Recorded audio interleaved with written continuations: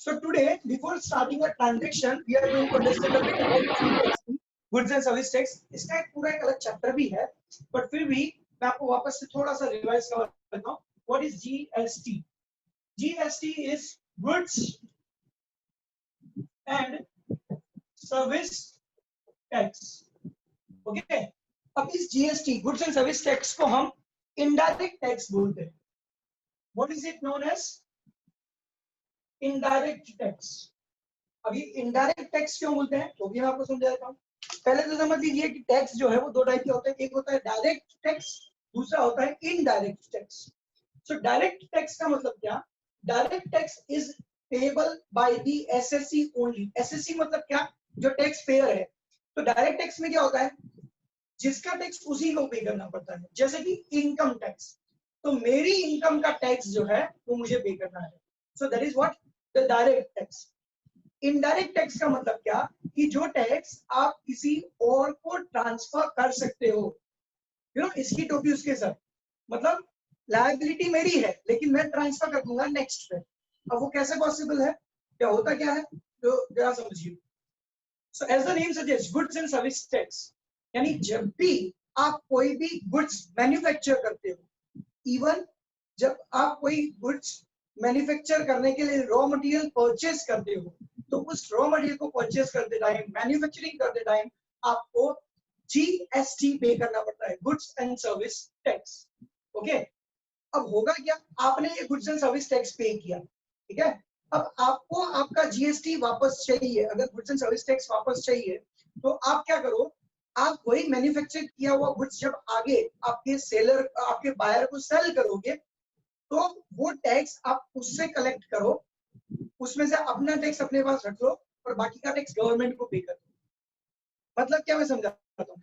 For example, आपने 100 rupees का goods by किया और सपोज उस पर आपने 9% जीएसटी पे किया, यानी कि 9 रुपीज आपने जीएसटी पे किया.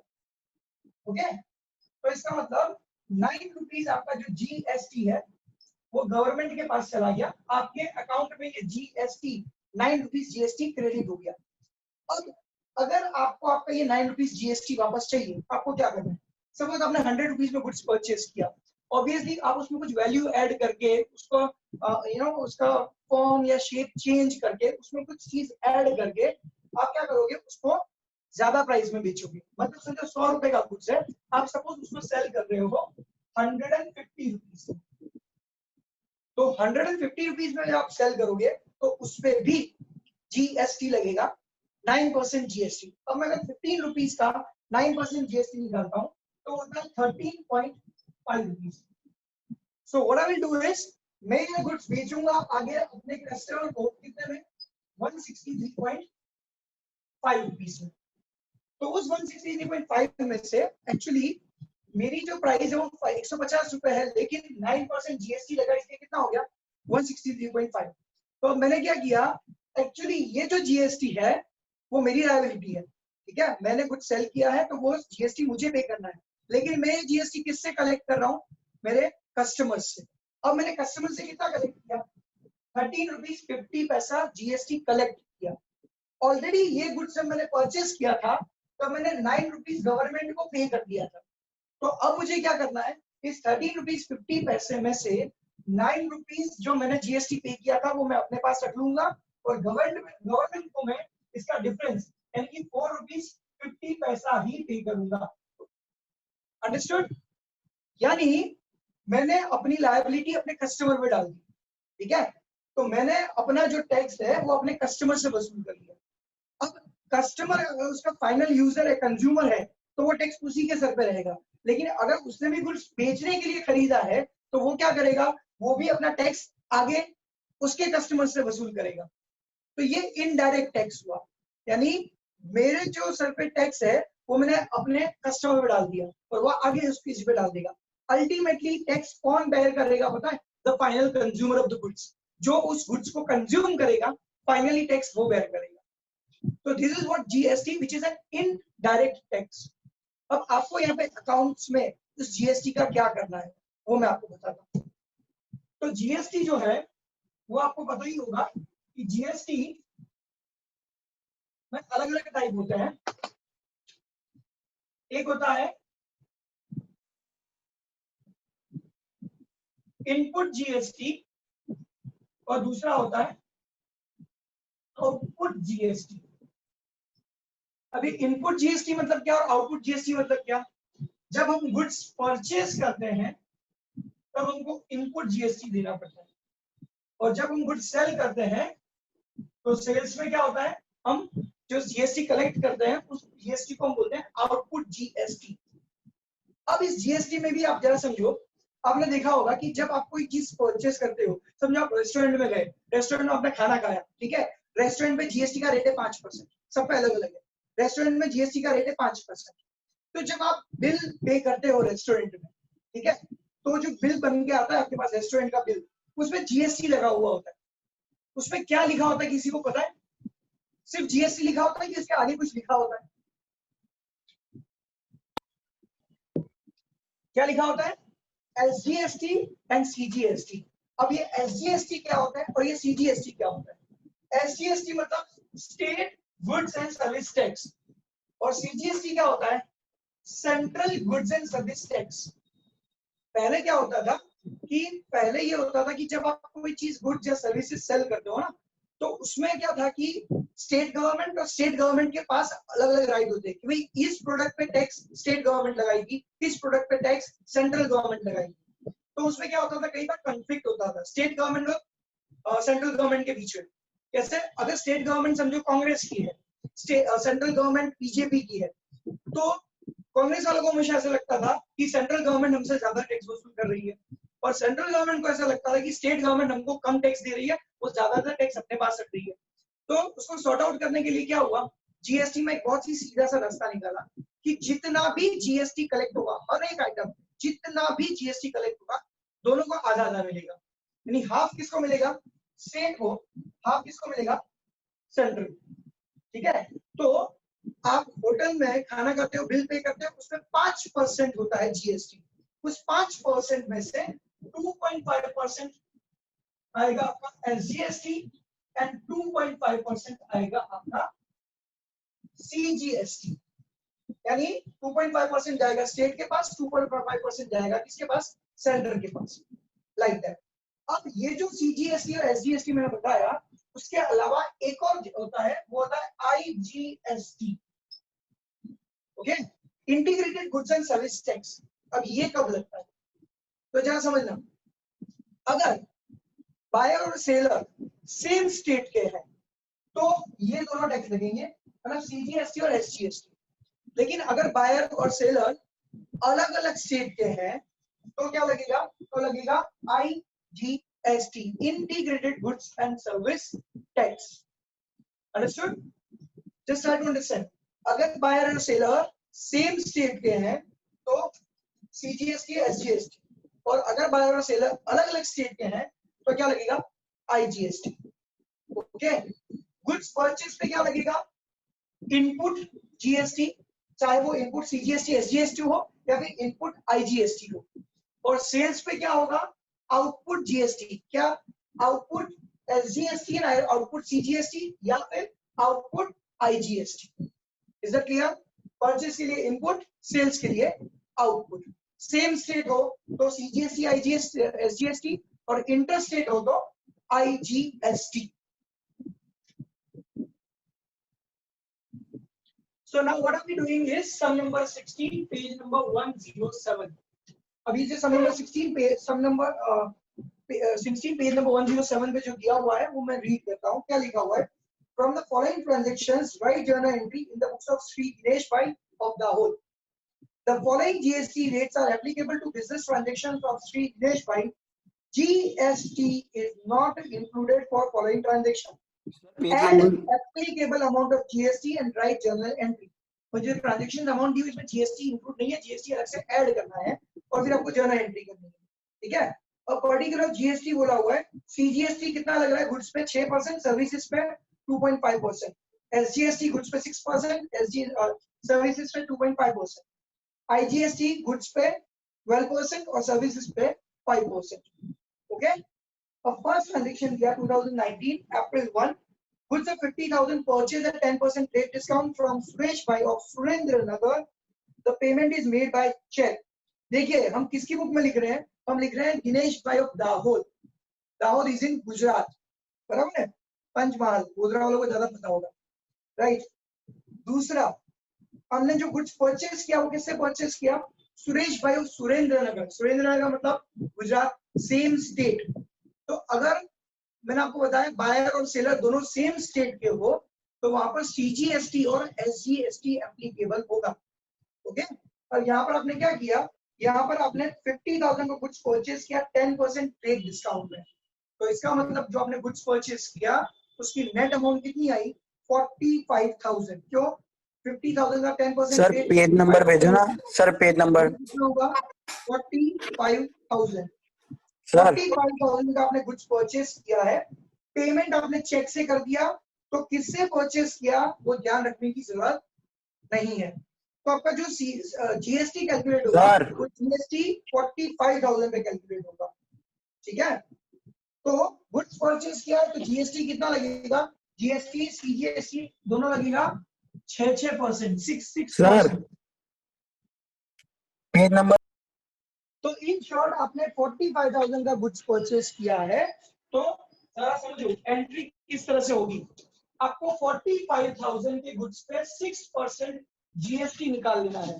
तो 45,000 का 6% आप जीएसटी निकालोगे तो 2700 आएगा, ओके। अब अकाउंट्स कौन कौन से आएंगे, गुड्स आपने परचेज किया तो ऑब्वियसली एक आएगा परचेज अकाउंट, दूसरा आपने जीएसटी पे किया। जैसा कि मैंने आपको बताया कि जब आप गुड्स परचेज करते हो तो परचेज करते टाइम इनपुट जीएसटी लगता है। अब यहाँ पे क्या लगेगा, input CGST and input SGST. क्यों, क्योंकि सेम स्टेट के हैं दोनों, बायर एंड सेलर, ओके। और पेमेंट आपने चेक से किया है तो बैंक अकाउंट आएगा, ठीक है। अब जरा समझिए 2019 अप्रैल 1 कुछ परचेज किया, purchase account debit, because purchase account means real account का rule है, debit what comes in, credit what goes out, in purchase goods comes in। फिर आपने जीएसटी पे किया, जीएसटी इज योर एक्सपेंस, तो एक्सपेंस क्या करेंगे, डेबिट करेंगे, ओके। और सामने आपने चेक से पेमेंट किया, bank is giver, credit the giver. So purchase account debit कितना होगा, 45,000 रुपीज का आपने गुड्स परचेज किया, 2700 आपका सीजीएसटी और एसजीएसटी हुआ। तो टोटल आपने पेमेंट कितना किया होगा, 50400। नरेशन आपको लिख देना है, कोई का कोई ट्रांजैक्शन लिख देना कि goods of rupees 50,000 purchase at 10% trade discount and pay 6% CGST, 6% SGST by check। Next लिखा है goods of rupees 40,000 purchase at 10% cash discount from Vishnu bhai of Varanasi. आपने विष्णु भाई ऑफ वाराणसी के पास से गुड्स परचेज किया, ठीक है।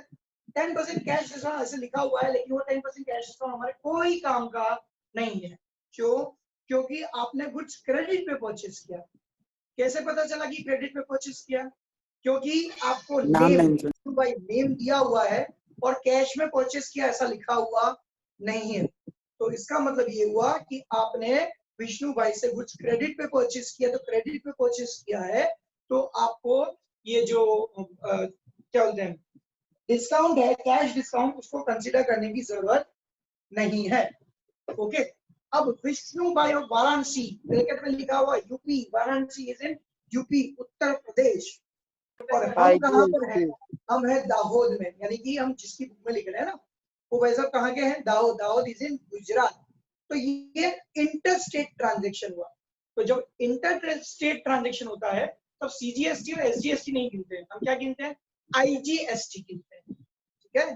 तो इस ट्रांजेक्शन में कौन कौन से अकाउंट आएंगे, कुछ परचेज किया आपने, पे आएगा परचेज अकाउंट।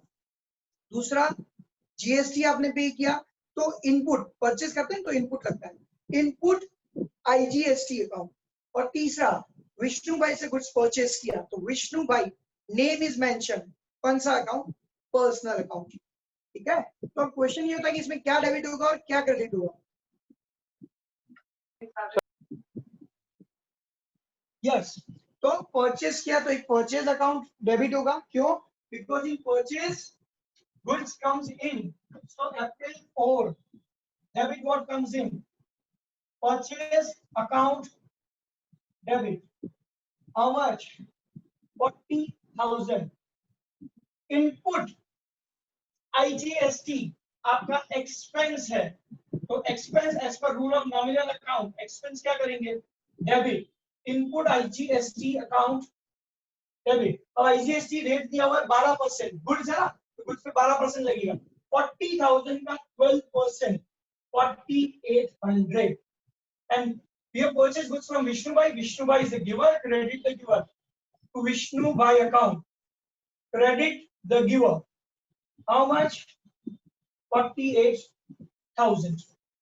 Narration आपको लिख देना है, being goods purchased from Vishnu Bhai and paid input IGST or paid 12% input IGST. Yes, credit पे 44,800 आएगा, 48,000 नहीं। नेक्स्ट आपको दिया हुआ है goods of 60,000 sold at 10% trade discount to Himanshu bhai हिम्मत नगर। क्वेश्चन इज हिमांशु भाई ऑफ हिम्मत नगर को गुड्स हमने सेल किया है, ये कैश ट्रांजैक्शन है या क्रेडिट ट्रांजैक्शन है? Yes, it's a credit transaction because the name is mention Himanshu bhai and the cash is not mention. Cash में परचेज किया सेल्स किया ऐसा लिखा नहीं है और नेम दिया हुआ है, तो इसका मतलब ये क्रेडिट ट्रांजैक्शन है। तो अब इसमें अकाउंट्स कौन कौन से हैं? यस, एक आएगा हिमांशु भाई अकाउंट, दूसरा आएगा सेल्स अकाउंट, तीसरा आएगा सेल्स किया है ना, तो इसमें जीएसटी कौन सा लगेगा? Output, CGST and IGST. क्यों सीजीएसटी एंड आईजीएसटी? बिकॉज हिम्मत नगर से है भाई साहब, यानी कि सेम स्टेट है, तो सीजीएसटी और एसजीएसटी लगेगा, राइट। तो चार अकाउंट आएंगे, Himanshu bhai account, sales account, output CGST account and output SGST account. तो देखिए Himanshu bhai account obviously debit होगा, राइट, क्योंकि हमने हिमांशु भाई को कुछ क्रेडिट पे सेल किया है। Himanshu bhai is the receiver, debit the receiver, so Himanshu bhai account debit. अब यहाँ पर जब हम सेल्स करेंगे ना, तो आउटपुट एसजीएसटी और सीजीएसटी हम कलेक्ट करते हैं, हमारे पास आ रहा है, सो ये एक है कि इनडायरेक्टली हमारी लायबिलिटी है, इनकम मत बोलना, इसको हम लायबिलिटी बोलेंगे। लायबिलिटी क्यों बोलेंगे? क्योंकि ये हमारे पास नहीं लेने वाला है, ये हमने कलेक्ट किया है, वो हमको गवर्नमेंट को देना पड़ेगा। Okay, so to output CGST account, to output SGST account and goods sale किया ना, sales is our, in sales goods goes out, credit what goes out.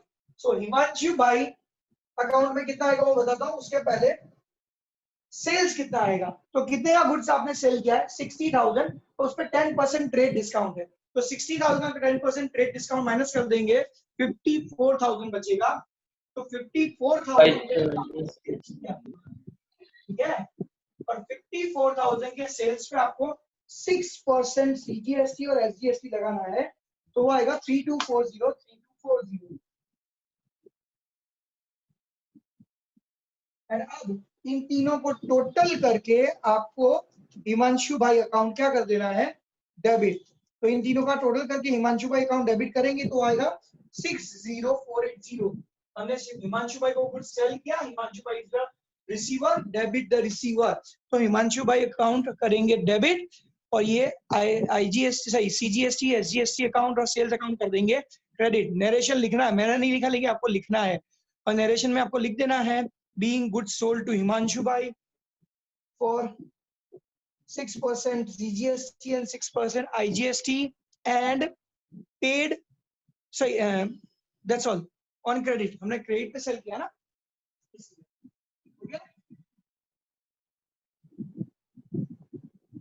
Next is number 11. Goods of rupees 50,000 sold at 10% trade discount to Sashikant of Shimla HP and payment received through check. यहाँ पे आपको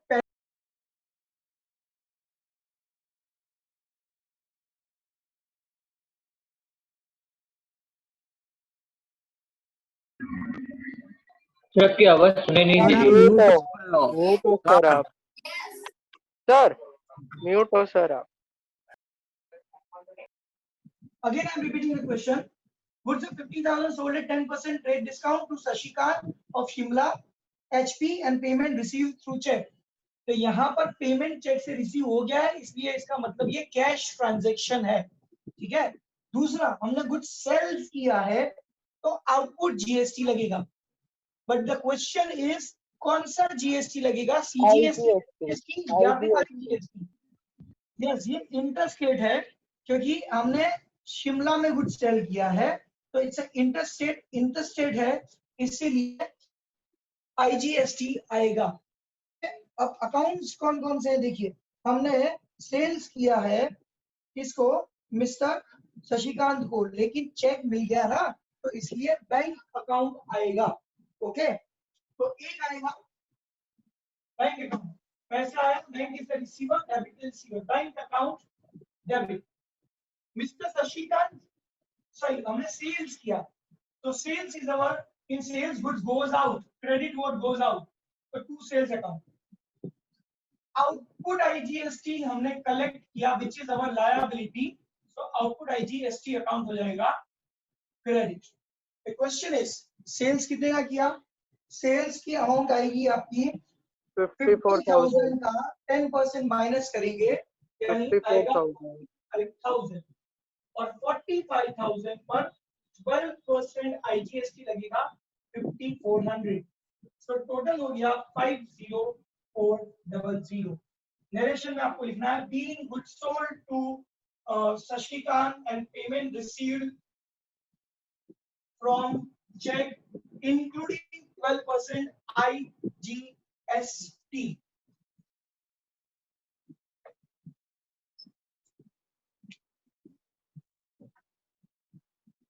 Next entry is number 15. 15 date है, 1/4 goods returned to Vishnu Bhai and proportionate GST is adjusted. अब इसका मतलब समझो, हमने विष्णु भाई से गुड्स परचेज किया था, कितने का, 40,000 का गुड्स परचेज किया था, और वो विष्णु भाई कहाँ के थे, यूपी के थे, मतलब उसमें आईजीएसटी था, और परचेज किया वो गुड्स हमने रिटर्न किया, मतलब परचेज रिटर्न हुआ, ठीक है। तो परचेज रिटर्न अकाउंट क्या करेंगे समझना, परचेज रिटर्न अकाउंट हम क्रेडिट करेंगे, क्यों, because in purchase return goods goes out. हमने विष्णु भाई को कुछ रिटर्न किया, विष्णु भाई is the receiver, debit the receiver, Vishnu भाई अकाउंट डेबिट। ओके, अब जरा समझना, जब हमने विष्णु भाई से कुछ परचेज किया था तो हमने इनपुट आईजीएसटी डेबिट किया, और अब कुछ रिटर्न किया ना तो प्रोपोर्शनेट अमाउंट, यानी कि जितना गुड्स रिटर्न किया ना उसका 12% आईजीएसटी क्रेडिट हो जाएगा। यानी क्या लिखेंगे हम, टू इनपुट आईजीएसटी अकाउंट, है ना, क्योंकि इनपुट आईजीएसटी डेबिट किया था उसी को हम क्रेडिट कर रहे हैं। अच्छा, और to what, to purchase return, because in purchase return goods goes out. Okay, अब कितना होगा वो जरा समझिए, 1/4 गुड्स रिटर्न किया हमने, विष्णु भाई से हमने गुड्स परचेज किया था 40,000 का, 40,000 का 1/4 होता है 10,000, तो 10,000 का गुड्स अगर हमने रिटर्न किया तो जीएसटी भी 10,000 का 12% गिनेंगे विच इज 1200, तो 10,000 प्लस 1200 टोटल हो गया 11,200। चला एंट्री क्या होगी, 1/4 गुड्स रिटर्न टू विष्णु भाई and proportionate amount of IGST credited. Next देखो क्या लिखा है, 1/3 goods returned by Himanshu Bhai and proportionate GST is adjusted. अब returned by Himanshu Bhai, हमने हिमांशु भाई को गुड्स क्या किया था, सेल किया था, राइट। अब हिमांशु भाई को हमने कितने रुपए का गुड्स सेल किया था, तो यहाँ पे लिखा 1/3 गुड्स हमने हिमांशु भाई को रिटर्न बाय हिमांशु भाई, मतलब हमने हिमांशु भाई को बेचा था, उन्होंने हमको रिटर्न किया। हिमांशु भाई ने 1/3 कुछ रिटर्न किया, हमने हिमांशु भाई को जो कुछ सेल किया था वो टोटल कितने का था, 54,000 का था। उस 54,000 का 1/3 अगर हम करें तो 18,000 का कुछ हमारे पास हिमांशु भाई के पास से वापस आया। तो 18,000 का तो आपका क्या हुआ, आपका सेल्स रिटर्न हुआ, ठीक है। तो सेल्स रिटर्न में goods comes in, debit what comes इन, इसलिए हम क्या करेंगे, सेल्स रिटर्न अकाउंट डेबिट 54,000 का 1/3 यानी 18,000। अब हम जब गुड्स सेल करते हैं ना तो हम आउटपुट जीएसटी क्रेडिट करते हैं। अब यहाँ पे कुछ रिटर्न आया तो आउटपुट जीएसटी क्या करेंगे, डेबिट। अब वो सेम स्टेट के थे तो हमने आउटपुट सीजीएसटी अकाउंट और आउटपुट एसजीएसटी लगाया था, जो क्रेडिट किया था और वो क्या कर देंगे, डेबिट कर देंगे। एंड ये गुड्स किसने रिटर्न किया, हिमांशु भाई ने। Himanshu bhai is the giver, credit the giver to Himanshu bhai account. Okay, अब जीएसटी आपको किसका गिनने का, 18,000 का गिनना है 6%, 1080 1080, तो टोटल हो जाएगा आपका 20160। ओके, नरेशन आपको क्या लिखना है कि 1/3 goods returned bye Himanshu bhai and proportionate amount of GST is adjusted.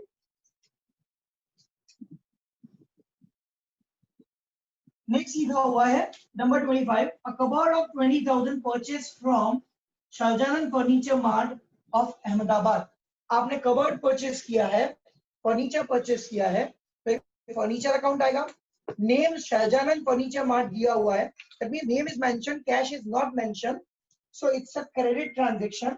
और आपने परचेज किया है, कुछ भी परचेज करो, गुड्स परचेज करो या एसेट्स परचेज करोगे, परचेज करोगे तो क्या लगेगा, इनपुट और सेम मतलब स्टेट है इसलिए इनपुट सीजीएसटी और इनपुट एसजीएसटी लगेगा। अब देखो कौन कौन से अकाउंट है, हमने फर्नीचर परचेज किया तो फर्नीचर अकाउंट है, फर्नीचर अकाउंट पर्सनल रियल और nominal, so furniture account is real account. Real account का रूल है debit what comes in, credit what goes out, here furniture comes in, debit what comes in, so furniture account debit. फिर आपने input CGST IGST पे किया, expense expenses क्या करेंगे, debit, input CGST account debit, input SGST account debit.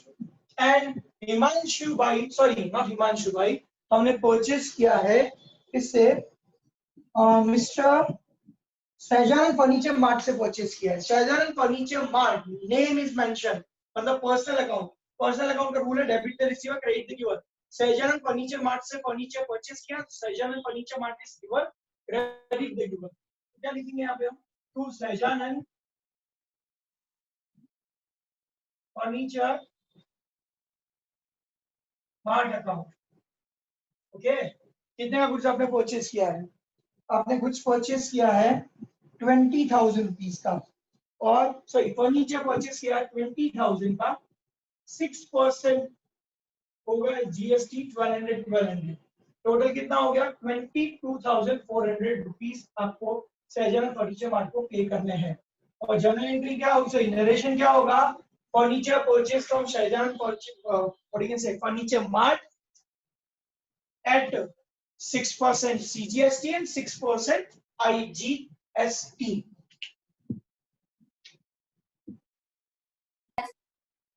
Next transaction है 28, shop rent paid. अब shop rent आपने पे किया, अब ये शॉप रेंट मतलब इट्स अ सर्विस, आपने सर्विस ली उसके लिए आपने रेंट पे किया तो सर्विस है, ठीक है। तो सर्विस में जो जीएसटी का रेट इस क्वेश्चन में दिया हुआ है वो कितना दिया हुआ है, वो दिया हुआ है 2.5%, 2.5% एंड 5%, मतलब अगर सेम स्टेट हो तो 2.5%, 2.5% और इंटर स्टेट हो तो 5%, ठीक है। तो यहाँ पर ये सेम स्टेट है ऐसा अज्यूम कर लेते हैं। तो शॉप रेंट आपने पे किया 8,000, तो उस पर आपका 2.5% लगेगा सीजीएसटी, 2.5% लगेगा एसजीएसटी, ठीक है। तो शॉप रेंट पे किया तो शॉप रेंट अकाउंट डेबिट, ये आपका एक्सपेंस है। एक्सपेंस क्या होगा? एक्सपेंस नॉमिनल अकाउंट डेबिट, इसमें आप पे करोगे input CGST account debit, input SGST account debit, और रेंट पे किया कैश गई टू कैश अकाउंट। नरेशन लिख देना आपको, shop rent including GST paid. Okay, अब शॉप रेंट है कितना? तो शॉप रेंट आपको दिया हुआ है क्वेश्चन में 8000, डेट है 28। सो 8000 आपने शॉप रेंट पे किया, 2.5% of 8000 will be 200। So 200 total हो गया 8400। This is the sum for you.